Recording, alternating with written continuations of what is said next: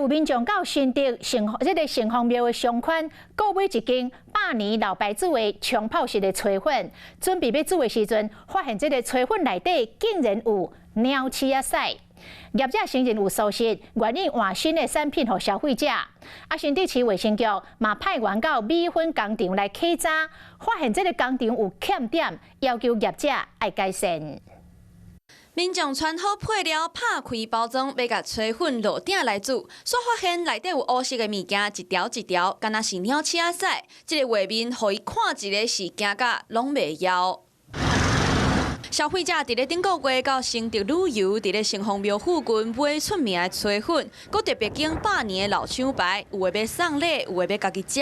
一袋有10包，已经食到第6包，才知影有1包有加料，怀疑是业者的品管有问题。因为日晒的话多少一定会有啦然后在品管上面可能就是我们人力要多加注意一下。100年的米粉厂制作米粉和炊粉拢是用古法，利用日头光来拍打。业者表示，过程中难免会有杂质，推测就是这个过程出问题。人工包装的时，佫无详细甲讲出来。业者表示，这是疏失，嘛愿意换新给消费者。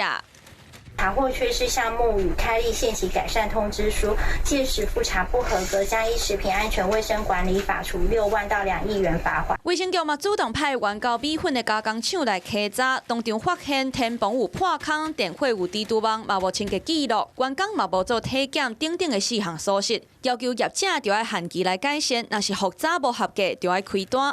就惊鸟鼠仔屎拍歹成着名产的名声，业者就要更较严格，让消费者会当食了安心。Hello， 我是庄宇杰，想要抢先掌握最及时的新闻资讯吗？赶快订阅、按赞、开启小铃铛，锁定华视新闻 YouTube 频道。